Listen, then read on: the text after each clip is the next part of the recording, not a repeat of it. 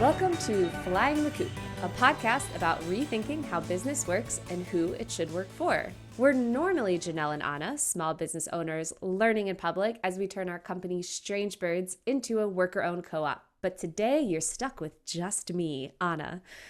Today I'm talking with Jessica Lackey, author of Leaving the Casino, Stop Betting on Tactics and Start Building a Business That Works. Jessica's work sits at a really interesting crossroads. She spent time inside traditional high-status institutions, and she's also been deep in the world of online entrepreneurship.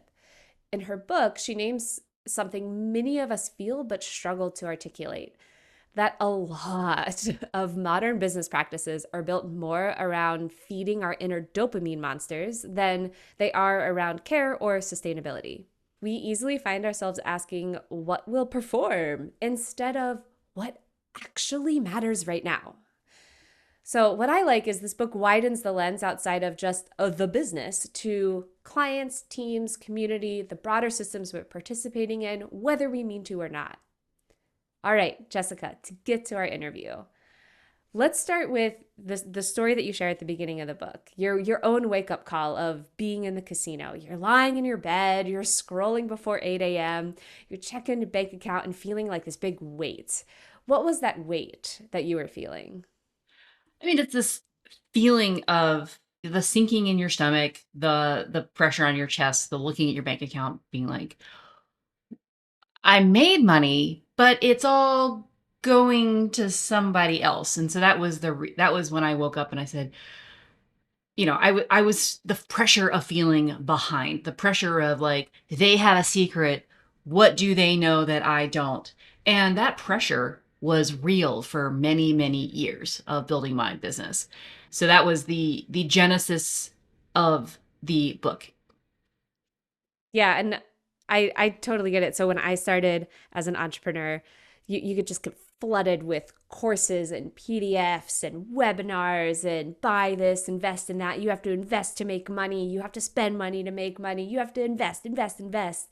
Um, can you talk a little bit more about that, those like hidden costs of operating inside, I would say, traditional online entrepreneurial practices?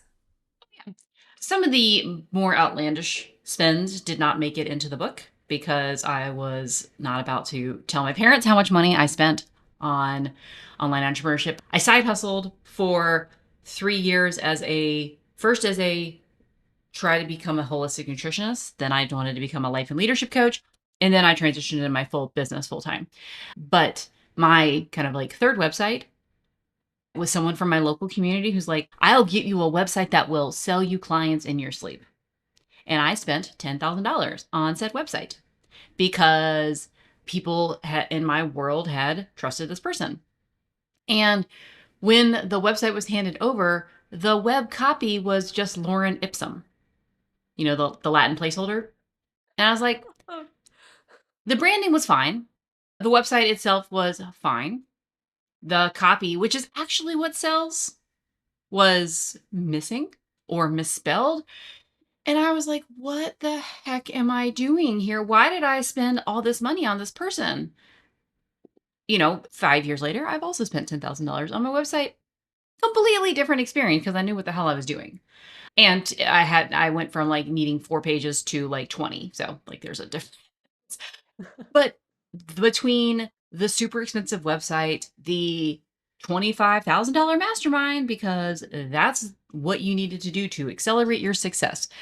I'm thankful that I didn't go into debt because I had the capacity to take on bridge employment. So while I was trying to build my business in the online way, I was doing consulting gigs for my old previous corporate network, which meant I was spending 20 hours a week getting paid from my old work, spending 20 hours a week in my business, and because I had the capacity to work 40 hours a week. And so I had the cash flow to afford to make some of these mistakes. But then I looked around the rooms I was in and I'm like, oh, most people don't. And this is their entire like paycheck for the whole year is going to somebody else who's selling them a dream. And I fell for it. I mean, as we talk about it, it's really clear this metaphor of the casino. I know quite a few people that got caught in the trap of like, I just need to invest in the next thing and then I'll figure it out, and then I'll figure it out, and then I'll figure it out. So talk a little bit more about what that feels like, that rush and then the down, and then I'm just going to gamble again. Well, you think about, you walk into a casino and it's noisy and it's shiny and you're just surrounded by all these promises.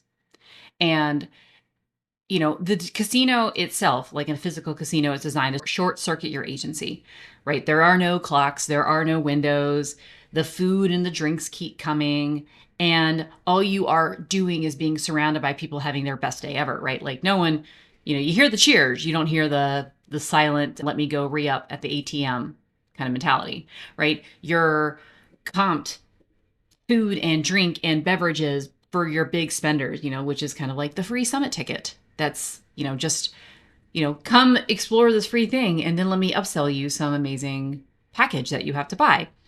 But when you look at the casino, two things become true. One is the house always wins, right? The goal here is not for you to be successful. The goal is for the house to make money. Some people are successful. If you have an intention and you are thoughtful, you can go there, get what you need, and get out. But that's not what it's designed to do. And also, if you are very well capitalized, like the card counting teams, you can play the game, recognize the edge, adapt the odds to your, think about Gary Vee and Cody Sanchez, how much money they spend on content teams, and then win, right? House don't like that very much, and they kick you out. But the idea that everyone in this industry is seducing you with promises of success, encouraging you to, again, keep investing when the house wins. If they teach you how to build a business, you stop investing in their stuff. If they teach you why you don't need this program because it's not meant for your business model, you know what you won't do? You won't buy that program, right? Like the amount of programs that I don't buy anymore because I'm like, that's not how I grow my business. Do I need your Reels course? No, I'm not on Instagram, so I don't need your Reels course. Do I need this program that's going to help me grow my email list if I sell B2B through relationships without an email list? No, I do not. But if you know what game you are playing and you know the rules of your business, you know how it works, you don't buy their stuff. And that's not what they want. This has made me think of early on in my entrepreneurship journey. I mean, I was pushed really hard to join a mastermind and I kept saying no. One, because I have always been obsessed with budgets. So from day one, I knew my numbers, and that's something that we're going to get to in a second. But they couldn't handle the fact that I was like, I can't afford this right now. And they're like, but you need to invest to make money. And I'm like, no, I am making money. I'm not ready for what you're selling me. I might come back in 2 years and I'll be ready. And I did come back in 2 years. And when I did join, it actually was the right time. And I think it was helpful, said slowly, but it was also something that I felt like I had to do. Like everyone at the level that I was at had joined a mastermind, and I was like, I haven't checked that off the box. Like maybe I should join. So I kind of want to talk about, like, sometimes you talk about how choice in entrepreneurship sometimes feels like is kind of an illusion. How do you know when it's a choice and when your system is getting hijacked by all this messaging of like, in order to be successful, you must do XYZ? I think we operate in an entire world that is designed to hijack your attention. Like that is the entire point of technology. That is the entire point of social media. So I think you have to operate under the assumption that 99% of things you see on the internet are designed to hijack your attention, like full stop. We have to go back to how business really works.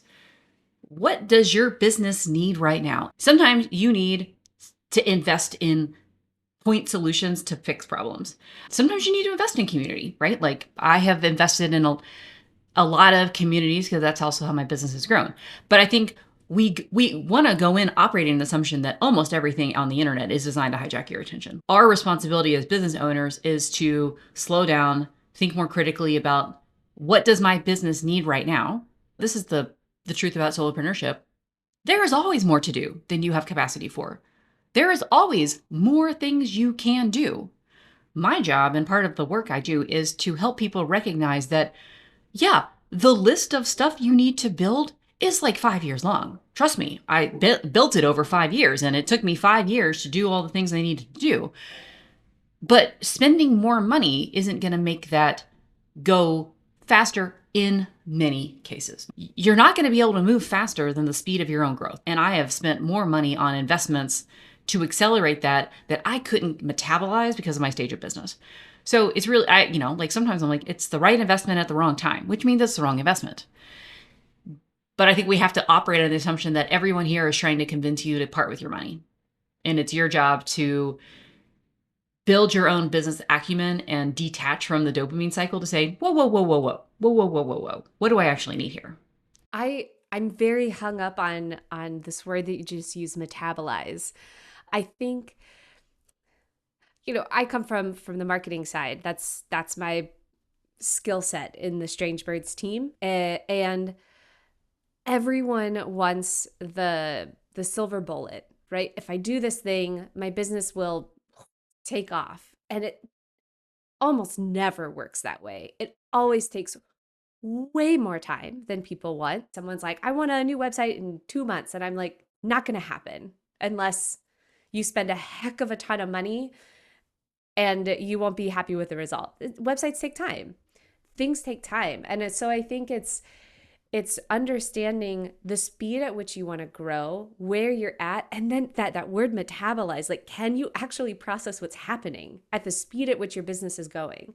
And I think if the answer is no, you probably need to slow down. In our culture, slowing down is seen as failure. That's not giving up. That's just slowing down. There's a big difference there. And so I'm wondering if you could talk a little bit about what it looks like to slow down and like maybe give the listeners permission to be a little bit slower and to be a little bit more intentional. Well, I think there's slowing down your activity and slowing down your expectations. And I actually want people, in some cases, to speed up their activity and slow down their expectations. So, for example, let's say you're a life coach of some sort, right? It is totally reasonable to get one new client a month, okay? Which means that you're not going to have a quote unquote full 6-figure practice for roughly 12 to 24 months because you bring on clients, they eventually leave, you bring on another client. So it takes time to build up that roster. So, okay, we got 24 months. If you're like, I need to fill my program in 6 months. I'm sorry. That's like, unless you are bringing an audience of a couple thousand people from somewhere else, it's not going to happen. So I want people to slow down the expectation of what their business can do unless they are selling super high touch fractional work. And even then, you get 2 clients, they stay with you for a long time, and then they leave, and then you realize you didn't do any marketing. So like, I want people to think about that. But in order to get those 1 referral per month, right? That probably means you're going to have 2 to 3 sales conversations. In order to have 2 to 3 sales conversations, you need to be getting in front of 10 to 20, 30 new people every month. So we got to speed up certain activities, which is being in conversation with human beings, going to networking events, joining communities. You need to publish your work, not with the expectation of likes and views, but so that people know who you are. You need to go write and think more frequently than you think in order to have a point of view that someone else is going to put on their platform. So I think people spend a lot of time over engineering on the results and trying to speed up the results. And when you get that first client and then they want to refer you, you're not going to get a referral from that client for another 6 months because they got to work with you and experience it and then tell somebody. And that takes time. But I think we are underappreciating the level of activity, real human to human activity and authority building activity required to get that momentum. So we've flipped where we keep hoping for a silver bullet. And I'm like, the silver bullet's not coming. But also, many people are not doing some of the fundamental things frequently enough to create momentum. So I want to speed up and like focus on the activity. So like less about, well, what do I post today? And I'm like, I don't care, just post. And then go on with your day and so speed up the frequency of activity that generates real revenue and slow down your expectation of results. As a marketer, I'm just screaming yes to all of this, right? And I think, and I want to say that this advice, if you're listening and you're like, well, I don't sell services, I sell products, it's exactly the same advice. You can't just like turn on this magic spigot and all of a sudden you're going to get thousands of new customers. That happens through diligent, consistent, sometimes it's just going to feel like grunt work, right? And so I kind of want to I'm going to switch the conversation just a little bit because I think it's like the first chapter of your book and I really want to be able to talk about it. So you ask folks to think about what business they're really running. And then the first thing you said is most people, when you ask what business do you have, they say, I'm an entrepreneur, I'm a creator, I'm a copywriter, I'm a web designer, I'm a product designer. Uh, and I laughed so hard because that's how people respond when they're asked about their business. But that's not a business, it's a title. And then because of our culture, that title all of a sudden gets conflated with identity, which is way more personal. So I'm going to throw kind of a curveball at you, but can you talk through the differences between identity, job titles, and actual business models? Because I think they get smushed together all too often and it creates a lot of chaos. The wrong person to talk about the difference between identity and business because like I am my business. So I'm like fully like business advisor educator. Like that is what I do. All my hobbies are like end up being like consumed into my business blob. But I'll start with the business model and then we can use an example and we can maybe think about that. There's delivery based and service based business models. And then where you are delivering a service of some sort to person or individual or companies, there is creator-based models where you are monetizing your expertise in some way, shape, or form. Then there would be what was called the brand model, which is where you have done something for long enough where you license people to do it on your behalf. So like Donald Miller's like become a story brand certified guide. That would be a brand model. And then there's products, which I don't really talk about, like physical products or SaaS products. So let's say a copywriter, they start as a copywriter. That would be what I call a craftsman within the delivery model. Okay. They are starting to become more busy and then are faced with a choice. They're like, okay, I no longer want to do copywriting for 20 hours a week, or I want to make more money. And so the casino's advice would be scale.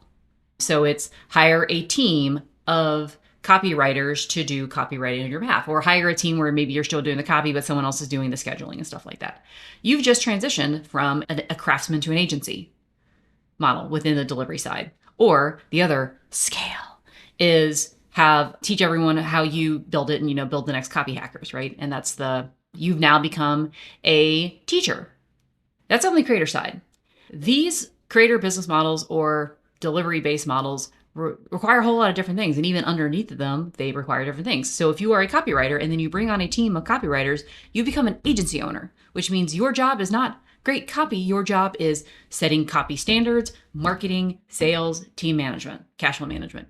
You may not want to run a team. Now you can say, well, maybe I just hire like a couple people to like help me do some additional projects, or, like I do the copy, but they do the SEO. And then it kind of blurs the line, but still then you're still managing people.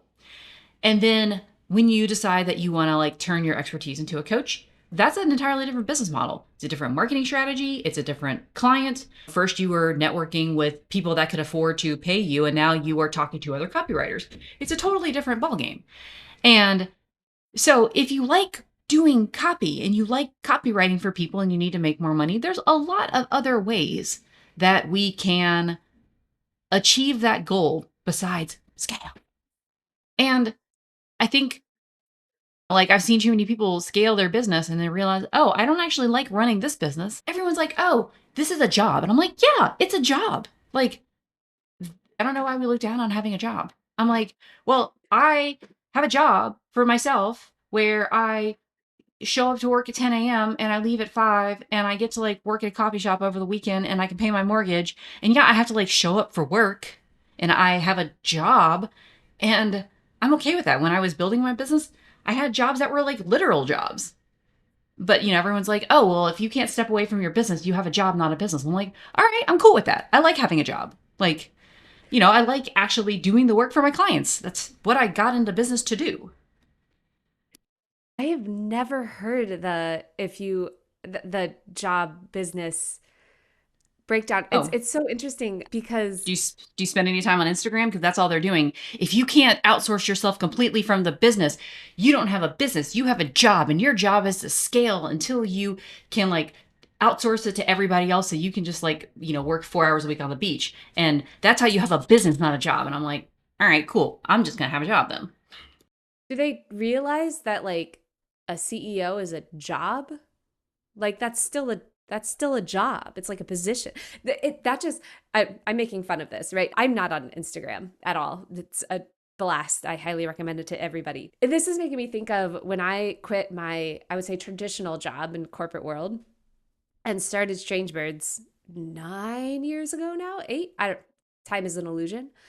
My family and friends especially were like, "Oh, you're just free whenever we want you to be free now." And I'm like, this is still a job. I'm still working. I'm still waking up and I'm making coffee and I'm sitting down and I'm doing work. I'm not just like hanging out, having a good old time and every once in a while sending an invoice. Like this is work. And I think um that's something that the casino wants you to forget, right? It wants you to forget that the casino being the entrepreneurial industrial complex, to use your phrase, which I love, they want you to forget that this is work. This is a job. You must work in order to make things work. But what they're selling is, but this is easy. But if you just did it this way, you could sip mimosas on the beach and be like, what's that guy, Tim Ferriss? Whoever wrote the 4 hour work week, you could be like him and like basically do nothing and make money while you sleep. It's such a small, tiny group of the population does that. And they're not making money while they sleep. They're paying other people to make money for them while they sleep.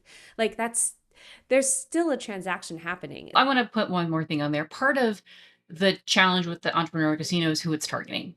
So I came in to, and not to be like, there's female entrepreneurship and male entrepreneurship, but a lot of the messages, like the MLM world of it all, is geared towards like a lot of moms who can't work a traditional 40-hour week job because in the US, obviously we have no social safety net, and like women, or the flexible partner is the social safety net.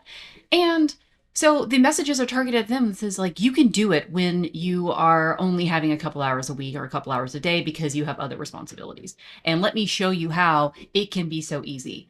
And what, like 1% of MLM participants actually make their money back. So the industry is like, it's targeting the most vulnerable populations with this type of advice. And that's what makes it even worse, is because a lot of individuals who really don't have a lot of time and money buy into the promises of quick and easy wealth without understanding, no, the people that have done this either got in super early or spent a ton of money and time to build up the network of people that they can get this army for, the MLM army, as it were. And again, like that's what makes this all so hard, is the population that needs to have flexible working arrangements and make the money that they need to make are being sold a dream of how easy it possibly is.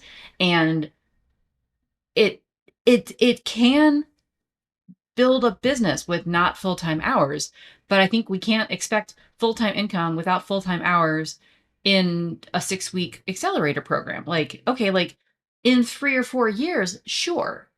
But no one wants to buy that. No one's going to buy a 6-week program that says, let me teach you how to make, $5,000 a month in 20 hours a week in 4 years. No one wants to buy that program, even though that's the reality of a lot of the timelines, if this is something that you're doing in the margins of your life. And that's not a bad thing. It's just, I think it's the expectations are set really awfully.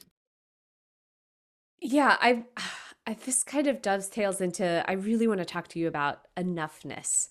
We are the United States culture is grow, grow, grow. Nothing is ever enough. The more money you make, the more value you add to society overall, the better you are as a human. Like there's like personal value attributed to the wealth that you can accrue. And this question of enough, right? So I said earlier, like I've always been obsessed with budgets, and I always like know what my breakdown is of like, what do I actually need to make in order, like the baseline, I have to make this in order to pay my mortgage, buy groceries, and not be stressed. I need to make this much money in order to do all that and have some fun. And then I need to make this much money in order to do that, have some fun, go on vacation and save for retirement, right? And running those numbers. And I can't tell you how many times I have talked to like newer copywriters. This is back when I identified more as a copywriter, as a job title. No one wanted to run the numbers because it is a really, really scary thing to look the numbers in the face and say, this is what I need. But when you run the numbers, you're like, okay, I actually have a goal rooted in reality that isn't just, I want to make $1,000,000, which then you're always going to feel like not enough. I'm going on a soapbox now. But how do you think about this idea of enoughness when it comes to being an entrepreneur, running a business? So in the book, I called it the zone of enoughness because there's 4 dimensions that I outlined. There was enough money, time, schedule flexibility, and creative autonomy. And so there is a min and max for all those. And someone's like, max money. And I'm like, we'll get to that. So there's a minimum and maximum on all those dimensions. I do think that it's important to say what's the minimum amount of money you need to run, right? By the way, a good target is you will need to make 1.5 to 2x the amount you need to take home as your top line revenue. And you will need to do it in roughly 50 to 60% of the working hours you have available.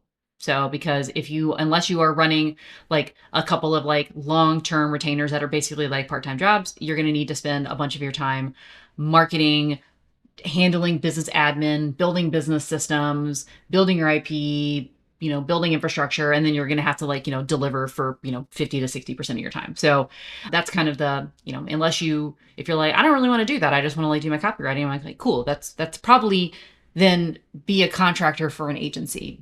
Entrepreneurship means that you only get to spend 60% of the time you want to do the things. And then the other 40% is actually managing your business. I had my best revenue month ever in 2024. And the amount of work I had to do the following month because I sold it in was crushing. It was crushing. So yeah, I had enough money. I had more than enough money. I didn't have enough time. And when I looked at the types of projects that I was doing, I'm like, yeah, these pay the bills, which is like the first journey in my zone of enoughness was like, just make money to pay bills. Then it was like, cool, make more money to pay for business investments. And then it was like, oh, too much money, not the right fit clients, too much time. I have to do something different. So then I am in a different state of my zone of enoughness now. But I think there's minimums and maximums, right? I hit my maximum with 50-hour work weeks for like an entire summer, and it was pretty awful. But now my business is in a bit of, I know. But now my For people business, who are listening, my facial reaction to the 50 hours a week during the summer was like pure horror. yeah. But if I'm working in my business less than 20 hours a week, I'm sad because that means I'm not engaging with my client. I'm not engaging in creative projects. Like this is what I like to do. Like some people are like 20 hours. That sounds like my maximum. I'm like, awesome, cool. I don't have kids, right? Like my husband works. So if I'm not working at my craft, what am I doing with my day? Watching TV?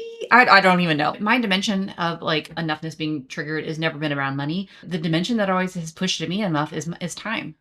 If I let it, work would consume my entire life. So now that my business is a bit more stable, I I could recognize that I could make more money if I sold more things, but I don't want to. I could make more money if I changed my prices, but that would change who I work with or stretch other people's budgets, and I don't want to do that. Or I could sell more stuff, I could do more stuff, but I'm like, I'm not in that season. I'm not there. I'm like, I just want to watch Bridgerton or Heated Rivalry and read a book and kind of putter around the house in the morning a little bit. I just finished up a program and I'm like, now I don't have to sit down at work quite so early and everything just takes like a little bit longer. Everything's a little bit slower. And I'm going to make less money top line this year than I did last year. I'm going to do that. I'm going to take home more.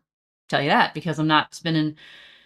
Last year I did a rebrand, an entire new website, all with new copy, finished my book, paid to publish my book, published my book, launched a program, redid the entire curriculum of my cohort program. And now those things are done. And I'm like, cool. I'm going to chill for a minute. And Like, I wrote a post on LinkedIn. I'm like, I don't want to charge you more money. I don't want to sell you more things. I don't want to like send more emails. Like, my goal is not more profit. My goal is cover my bills, do the work I love to do with the clients I love to do it with, and then go enjoy the rest of my life. Mm. Something that I really want to highlight in what you said and say it in a slightly different way so like people really grok it is when we work with clients and they're like, we want to sell more products or we want to raise our price or we want to add this new offer into our mix. I it's so easy to say that, but it's so easy also to not understand the ripple effect of what that seemingly small change could have. Something that you said of like, I could raise my prices, but then I'd be working with different clientele, right? And so, sure, you want to raise your prices because that would help your money goal, but then you have to do all of this different type of marketing because you're now at like a quote unquote different level or different tier of clients or different tier of customers that you're trying to get. You want to add an offer. Does your current customer list care about that offer? No, you got to go build a new customer list, right? And so it's all of these things. I don't want people to hear that and go, well, I will change nothing. And with a fear of not ever adjusting or growing or shifting or changing. It's just going into those adjustments with eyes wide open and thinking about what you call like the zone of enoughness, right? If I change this thing, it's going to change my zone in this way. Is that what I want? If the answer is yes, go ahead and try it. See what happens. It's something that I see a lot that stops a lot of people is fear of failing. So they just don't even try. Or trying so hard they don't actually launch it because it has to be perfect. Just try something out. Give it a go. Give it a good, honest college try. And yeah, really think about like what feels enough. I think we're a consistently undersatisfied population, which is just silly. I'm speaking from a very privileged space of a white middle class person in the United States, right? Who has like a solid job and income. Um, there's a lot at my disposal. There's a lot of enoughness going around if you just take a look at it.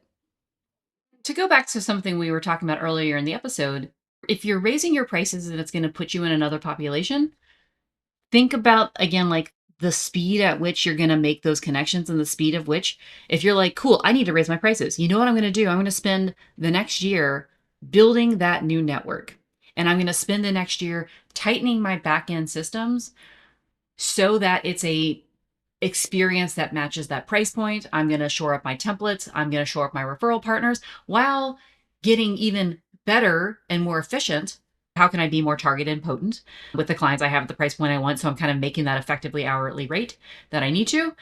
And then raise your prices. And again, that's like, well, people are like, well, I need to do it now. I'm like, cool. All right. Like I don't know if you read the book, 10X is easier than 2X, the Dan No. Sullivan, Benjamin Hardy book.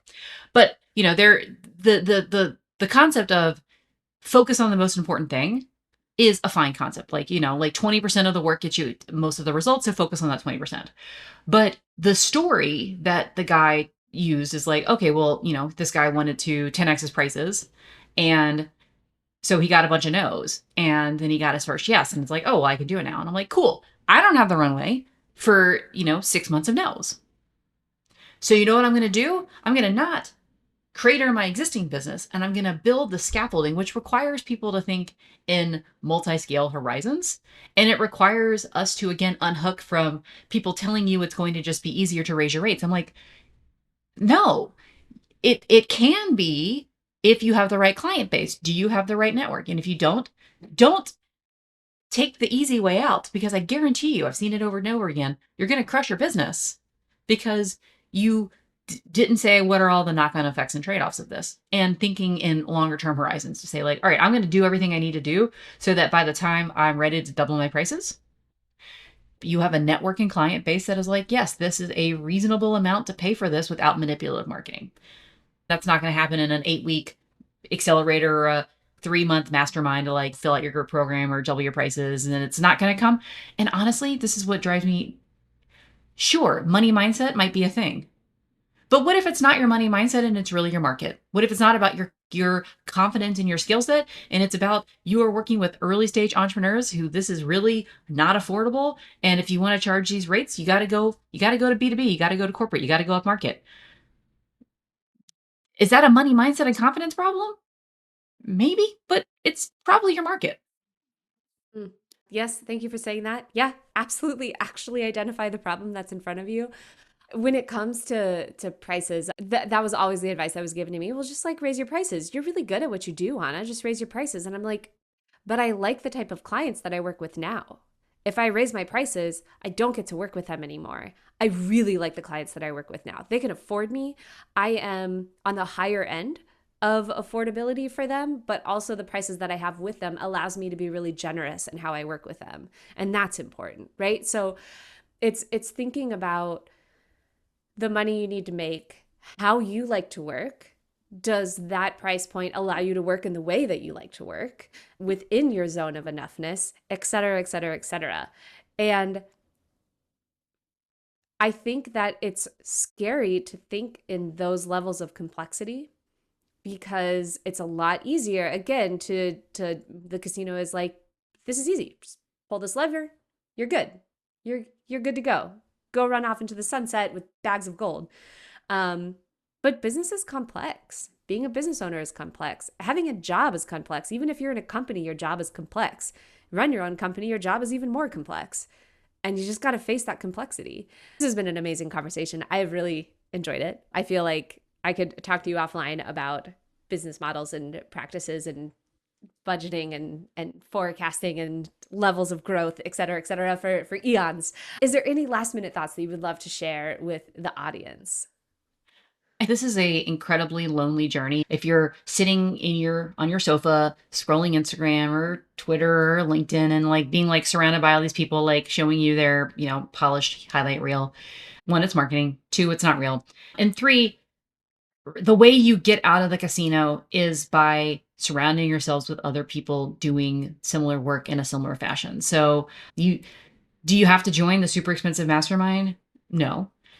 Do you need to surround yourself with people who are walking the journey with you and maybe stumbled in from a different part of the casino and have different experiences and different worldviews, but also different skills than you?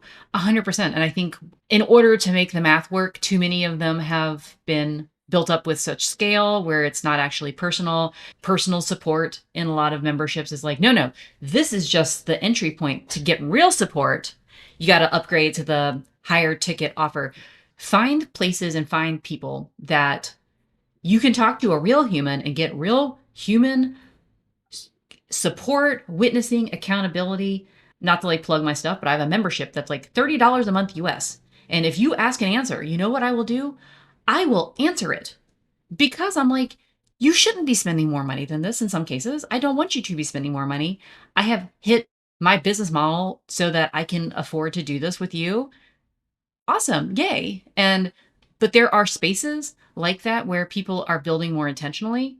There are spaces and places and people that are rejecting this casino dopamine environment. They are there.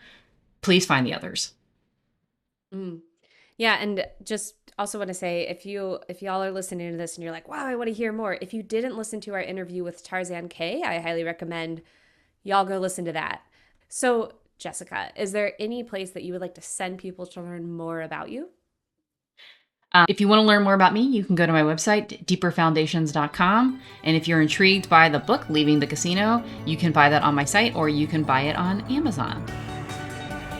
Flying the Coop is brought to you by Strangebirds, a strategy to execution co-op for organizations doing complex, meaningful work. When the opportunity is obvious but execution feels impossible, we turn big ideas into real progress. Find us at strangebirds.land.